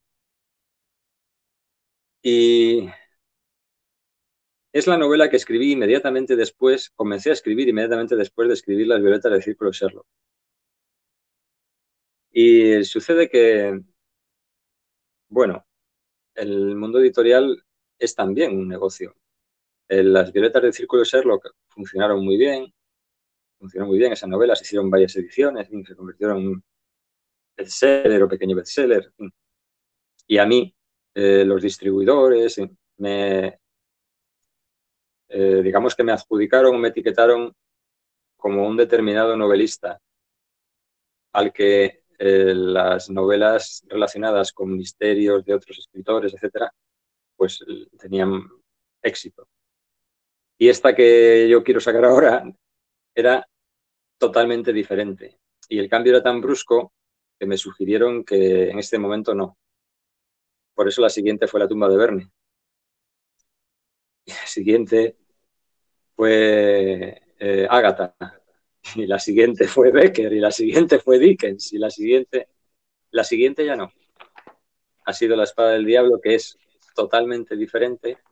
Y entonces yo he visto abiertos los cielos y viendo que La espada del diablo está funcionando muy bien y que no tiene nada que ver con las otras, pues me he dedicado a reescribir partes, a escribir nuevas partes y a completar una novela que comencé hace 8 años y que es una novela, pues, ¿cómo diría yo esto? Es una novela muy femenina, es una novela de mujeres, pero no solo para mujeres, obviamente. Y es una novela de chamanismo, donde el chamanismo está muy presente. Y es una novela que se desarrolla aquí al lado, muy cerca. Y en la que viajaréis más lejos en el tiempo que nunca. Y donde los animales tienen una importancia tremenda. Y, en fin, yo estoy muy ilusionado. Tiene un título muy bonito para mí. Y veremos a ver si la podemos tener, pues, no sé, a comienzos de primavera, o no lo sé, o no lo sé, porque eso ya no dependería de mí. Está la cosa en proceso de... no lo sé. Pero yo estoy muy contento con el resultado final. Ya os digo que para mí ha sido muy emocionante. Ha habido momentos que me sucedía cuando la escribía, pero luego cuando la he vuelto a corregir se me saltaban las lágrimas. También es verdad que eso es fácil en mí, pero en este caso, no sé, ha sido muy emocionante, muy emocionante. Creo que os va a gustar, coño. Yo estoy segura de que me va a gustar. Seguro Sí. que sí. Ya tienes vendido 2 o 3 libros, Mariano. Hoy has vendido 2 o 3 libros. Es una historia que se desarrolla en el pasado y también en el presente, donde hay evidentemente buenos, malos, no sé qué, en fin, las cosas que construyen siempre, o los ingredientes que construyen siempre una novela, pero jamás me había atrevido a ir tan lejos en el tiempo.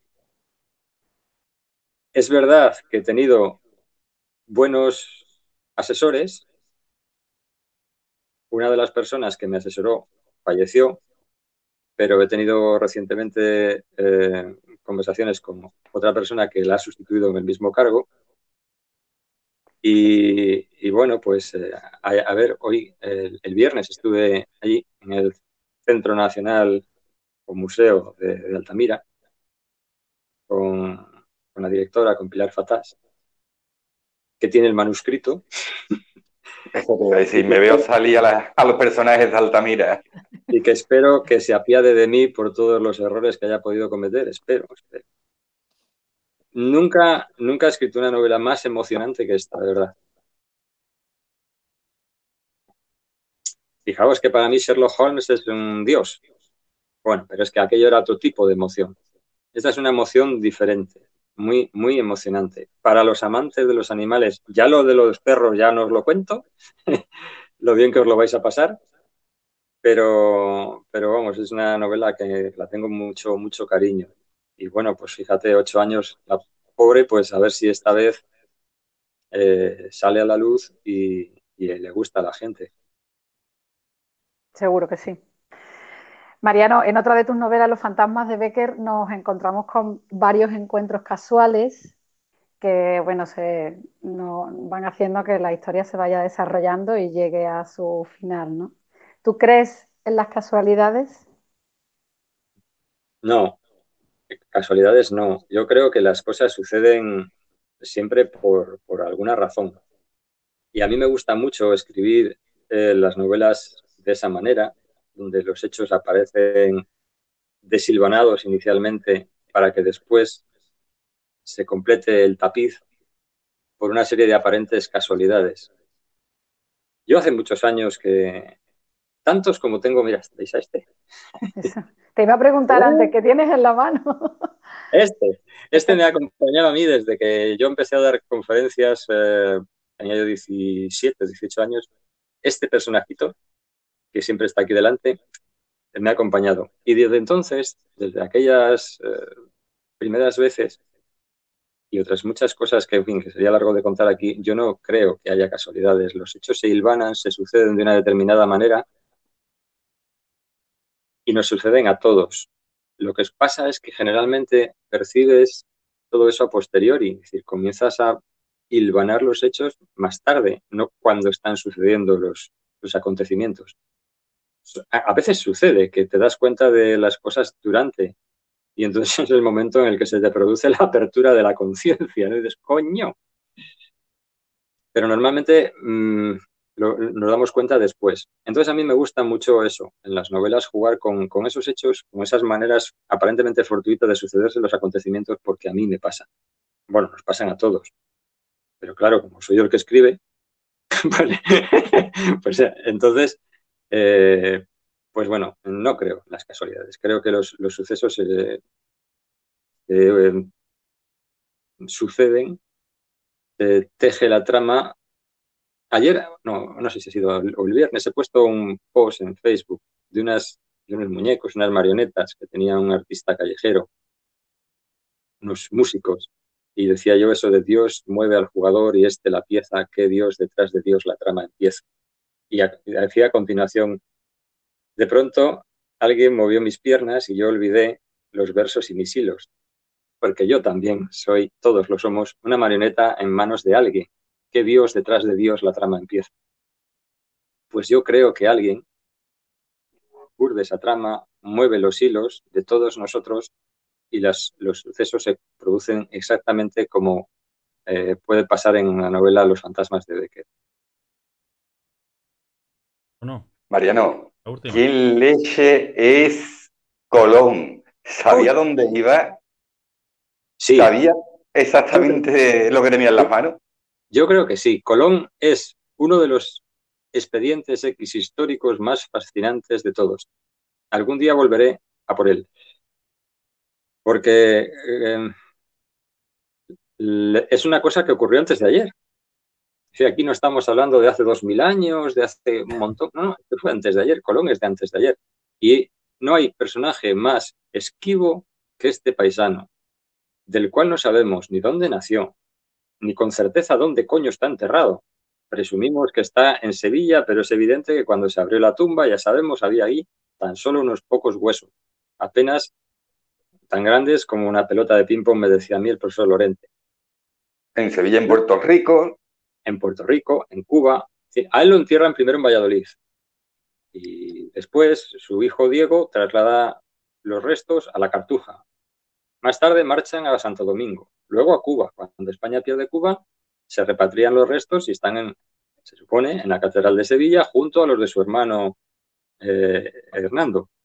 Perdón, su hijo Hernando. Pero no sabemos con certeza de este hombre nada. Y es que él se cuidó muy mucho de que no lo supiésemos. Todo es una confusión tremenda. Por más que la historia haya convenido y coincida en que nació en Génova, hay tantos aspectos de esa biografía oficial que chirrían que uno acaba pensando que no es cierto que naciera en Génova. A ver, por ejemplo, cuando Colón muere, perdón, cuando Colón no muere, cuando Colón descubre, entre comillas, América en 1492, su padre, el supuesto padre de Colón, está vivo en Génova. Nadie dice nada. En Génova no lanzan ni una salva en honor a su paisano. ¿Qué pasa aquí? Hay muchas cosas oscuras en la biografía de Colón. Las capitulaciones de Santa Fe establecen que a Colón lo nombran almirante de la mar Oceana y virrey de las tierras que ha descubierto. Las capitulaciones se firman en abril. Colón no ha descubierto nada porque no ha ido a ninguna parte, pero se dice que ha descubierto. Eso por un lado. Pero además, la reina Isabel había establecido taxativamente en su propio testamento que no se podía nombrar a ningún extranjero cargos de la naturaleza que se le concedieron, por ejemplo, a Colón.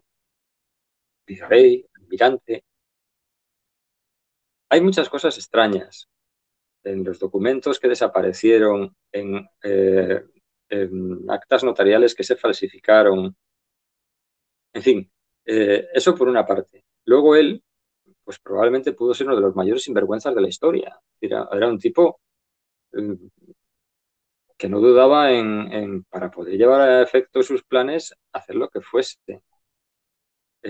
Colón tiene una mujer, Felipa Moniz, en Portugal, a donde llega de una manera también misteriosa, casi como una especie de tritón nadador después de un supuesto naufragio de un barco que unos dicen que si era pirata, que si otro era... Hay un lío. Tiene una mujer allí, Felipa Moniz, con la que tiene su primer hijo, Diego. Felipa muere y Colón viene a España huyendo de Portugal, le persigue la justicia. No sabemos por qué, pero le persigue. Es así como llega a la Rábida y más tarde tendrá un nuevo hijo con una mujer que vivía ahí está, no me acuerdo el nombre, que vivía en Trasierra, en Santa María de Trasierra, encima de donde están las ruinas de Medina Zahara. Y el disco duro le tengo rebosando y ahora no me acuerdo del nombre de la señora, pero la trata de muy mala manera. Y ese hijo, Fernando Colón, va a ser quien biografía a su padre y le haga aparecer, la historia del almirante le hace parecer maravilloso, pero que tenía muchísimas más, en mi opinión, muchísimas más sombras que luces. Como anécdota, contaré el hecho de que había un premio para el marinero que pudiera ver tierra por vez primera, que no fue Rodrigo de Triana, porque no hubo tal Rodrigo de Triana, no existió, ese marinero no existió jamás. Fue Juan Bermejo, me parece que fue el marinero que dijo tierra, pero el premio que había para el marinero era 10.000 maravedíes, creo recordar, y un jubón de oro. Se lo apropia Colón, porque dice que él antes, que el marinero había visto unas candelas a lo lejos, antes. Desde donde dice Colón que había candelas, ese tío no pudo haber visto nada. Era un verdadero miserable, que aun siendo, como iba a ser, nombrado virrey, almirante, le roba a un pobre marinero su premio. Un tipo al que unos días antes habían estado a punto de tirar por la borda, porque Colón sabía, sí, a dónde iba, pero no interpretó bien las indicaciones que tenía y se perdió. Y eso que les fue mintiendo, a toda la marinería la fue mintiendo a lo largo de la trayectoria, diciendo que iban haciendo menos leguas que las que realmente estaban navegando. Falsificaban los datos. Pero claro, llegó un momento que la gente se hartó, dijo, bueno, ¿este tipo qué? Y deciden tirarlo por la borda. Pero le salvan los hermanos Pinzón, que realmente eran los artífices de aquella expedición, porque Colón puso tabla, que decían entonces, es decir, trató de reclutar marineros en Palos y no se le apuntó a nadie. Hasta que vino Pinzón de Roma, y esa es otra historia, y es con los Pinzón con los que la gente se apunta, porque los conocían, porque eran armadores de prestigio, porque eran paisanos, y al otro no le conocía ni Dios. Y gracias a los Pinzón no le tiran por la borda, le dan el tregua y le dejan un plazo de un par de días para ver si realmente ven o no ven tierra, y es así como Colón se salva. Pero Colón, ya os digo, Colón era un miserable. Colón comete una torpeza tremenda dejando al frente del timón a un grumete y la carabela Santa María se hunde y quedan 2 naves para regresar, para el tornaviaje. Pinta y la niña. Evidentemente no caben todos los hombres en ellas, sobre todo porque Martín Pinzón, por su cuenta y riesgo, se ha ido a descubrir. Y esto es algo insólito, salvo que Martín Pinzón supiera también a dónde habían ido y cómo volver. ¿Y qué hace Colón? Construyen el Fuente de la Natividad, dejan allí a los tripulantes de la Santa María, él se embarca en la otra carabela y van al encuentro de Martín Pinzón. Lo encuentran. Pero Colón no vuelve a buscar a los otros marineros que había dejado en tierra. Vienen para España y evidentemente cuando meses después llegan allí se los han matado los indígenas, ¿no? Colón los sacrificó. Fue un error de Colón que la nao Santa María se hundiera por dejar a un marinero al mando del timón. Y hay tantas cosas en la biografía de Colón que le enturbian, que realmente hacen de él un personaje digno de ser estudiado, no de que lo fuera en cuanto a dignidad, digno de ser estudiado, digno de acercar la lupa a él para ver si pudiéramos echar un poco más de luz a esa biografía tan confusa que tiene. Pero como digo, lo extraordinario del asunto es que este personaje es de antes de ayer. Estamos hablando de muy poco tiempo. Deberíamos de saber más, sobre todo dada la trascendencia histórica, más allá de todas estas simplezas de si hay que tirar la estatua de Colón, de si los españoles fueron a masacrar a los indios y todas estas cosas que son de una simpleza extraordinaria. Porque a lo largo de la historia todos los invasores que han invadido han acabado cometiendo tropelías. Esto es anterior a los españoles, anterior a todo esto. Forma parte de la propia idiosincrasia de la invasión y de la guerra. Entonces, más allá de todo esto y de tener una mirada tan estrecha y tan miope, pues la trascendencia del acontecimiento es indudable. No es que descubriéramos un mundo, el mundo ya existía. También ellos nos descubrieron a nosotros, para su desgracia. Pero el hecho de que ambos mundos coincidieran, sí es un acontecimiento histórico. ¿Las consecuencias de aquellos hechos fueron malas? Sin duda. ¿Fueron buenas? Sin duda. Hubo de todo. Yo creo que que juzgar los acontecimientos históricos con la mirada del presente, sin entender cómo eran las cosas en aquel momento, es eso, simple, infantil y muy reduccionista. Pues Mariano, vamos a finalizar porque nosotros nos quedaremos aquí contigo.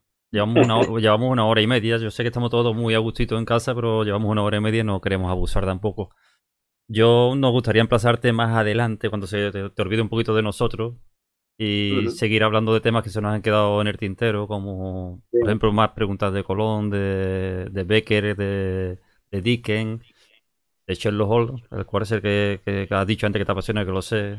Y para terminar, yo tenía una frase de él que sé que no dijo, que es que elemental, querido Mariano, nos gustaría volver a tenerte por aquí dentro de unos meses para seguir hablando contigo y ya, inclusive si ya tenemos ese nuevo nacimiento, pues para hablar también un poquito de él. Yo agradecerte en nombre de todos los que componemos Hispal que nos hayas dedicado este tiempo y yo qué sé, darte las gracias una y mil veces y esperando que mañana sean las 8 de la mañana para levantarme y seguir leyéndote. Aquí nos tiene por lo que te haga falta y ojalá todo esto termine muy prontito y podamos vernos, tomarnos algo y abrazarnos. Pues yo os voy a decir algo. Me habéis hecho muy feliz porque he pasado 1 hora y media genial. Me hacía falta.